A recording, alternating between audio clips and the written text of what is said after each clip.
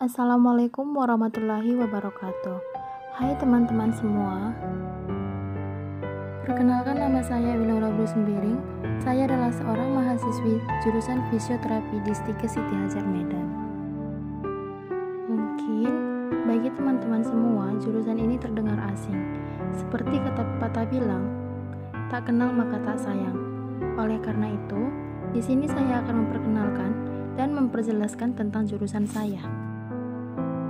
Menurut Peraturan Menteri Kesehatan Republik Indonesia Nomor 65 Tahun 2015, dikatakan bahwa fisioterapi adalah bentuk pelayanan kesehatan yang ditujukan kepada individu atau kelompok untuk mengembangkan, memelihara, dan memulihkan gerak dan fungsi tubuh sepanjang rentang kehidupan dengan menggunakan penanganan secara manual, peningkatan gerak, peralatan, fisik, elektroterapeutis, dan mekanis, serta pelatihan fungsi dan komunikasi. Fisioterapi juga merupakan bagian dari ilmu kedokteran berupa intervensi fisik. Jadi, sepanjang daur kehidupan manusia, mulai dari ibu mengandung sampai anak yang dikandungan berusia lanjut, kita perlu penanganan fisioterapi. Sejauh ini, paham kan apa itu fisioterapi? Jadi, fisioterapi itu bukan tukang urut ya teman-teman. Fisioterapi juga terbagi menjadi beberapa bagian. Yang pertama adalah fisioterapi muskuloskeletal, yaitu penanganan fisioterapi pada gangguan atau masalah struktur sendi tubuh yang meliputi tulang, bantalan sendi, ligamen, dan otot. Bagian kedua adalah fisioterapi neuromuskuler, yaitu penanganan fisioterapi pada gangguan atau masalah yang disebabkan oleh gangguan saraf pusat atau otak dan saraf tepi atau saraf otak. Bagian ketiga adalah fisioterapi pediatri. Fisioterapi pediatri adalah penanganan fisioterapi yang ditujukan kepada anak-anak, baik yang mengalami gangguan pertumbuhan atau pada anak-anak yang normal. Yang keempat adalah fisioterapi kardiovaskuler. Pada bagian ini, fisioterapi mempelajari tentang kardia yang berarti jantung dan vaskuler yang berarti pembuluh darah, sehingga sistem ini menyangkut jantung. Yang kelima adalah fisioterapi olahraga. Fisioterapi olahraga adalah cabang fisioterapi khusus yang menangani cedera dan masalah yang berkaitan dengan orang-orang berolahraga seperti atlet. Nah, teman-teman semua, tadi saya sudah menjelaskan bagian-bagian dari fisioterapi, dan sekarang saya ingin menjelaskan tentang macam-macam fisioterapi. Nah, teman-teman, macam-macam fisioterapi itu terbagi menjadi 7, yaitu 1. Exercise terapi atau terapi latihan. Terapi ini dimaksudkan untuk mengendalikan fungsi sekaligus memberi penguatan dan pemeliharaan gerak agar bisa kembali normal atau setidaknya mendekati kondisi normal. Yang kedua adalah heating therapy atau terapi pemanasan. Terapi ini memanfaatkan kekuatan panas yang biasanya digunakan pada kelainan kulit, otot, maupun jaringan tubuh bagian lainnya. Ketiga, electrical stimulation therapy atau terapi stimulasi elektrik. Terapi ini menggunakan aliran listrik bertenaga kecil.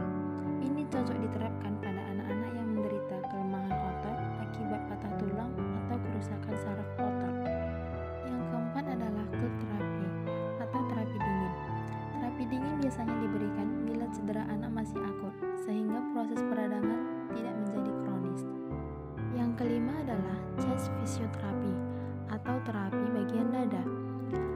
Anak dengan keluhan batuk pilek biasanya mendapat chest physiotherapy yang bermanfaat membersihkan saluran pernapasan dan memperbaiki pertukaran udara. Hidroterapi atau aquatic therapy. Terapi dengan air berguna bagi anak-anak yang mengalami gangguan gerak akibat spastisitas, misal pada anak yang terkena penyakit cerebral palsy. Ortopedi dan rheumatoid arthritis. Sebetulnya, fisioterapi ortopedi ini dilakukan untuk mengatasi gangguan tulang dan otot akibat patah tulang, post-fraktur atau retak, artritis sendi, keseleo, atau terkilir. Baiklah, teman-teman semua, pasti penasaran kan?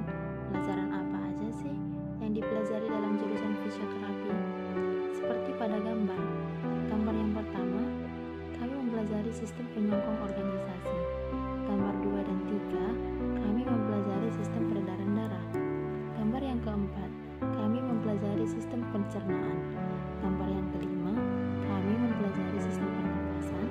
Gambar yang keenam, kami juga mempelajari sistem perkemihan. Gambar 7 dan 8, kami mempelajari sistem reproduksi. Gambar yang ke-9, kami mempelajari sistem saraf. Gambar yang ke-10, kami mempelajari sistem otot. Gambar yang terakhir, kami mempelajari sistem kontrol kelenjar. Ada 11 sistem dalam tubuh manusia yang kami pelajari dalam jurusan fisioterapi. Jadi, teman-teman semua, fisioterapi itu bukan tukang urut ya. Masa sih kami dibilang tukang urut? Padahal, kami harus mempelajari semua sistem yang ada di tubuh manusia loh. Coba deh teman-teman bayangkan, bagaimana perasaan seorang fisioterapis ketika ada orang yang mengatakannya tukang urut. Padahal, dia sudah mati-matian menghafal semua anatomi tubuh kita loh. Jadi teman-teman, kami bukan tukang urut lagi ya.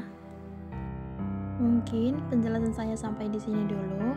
Saya berharap teman-teman semua bisa memahami dan mengerti dengan penjelasan saya mengenai fisioterapi. Sebagai seorang mahasiswi dari jurusan fisioterapi, jujur saya pribadi sedih loh ketika orang lain mengatakannya tukang urut, karena menghafal semua anatomi selama 4 tahun itu tidak mudah teman-teman. Sekian dulu penjelasan dari saya mengenai jurusan fisioterapi. Terima kasih atas waktu yang telah Anda berikan untuk menonton video ini sampai habis. Sampai ketemu lagi di video-video berikutnya ya.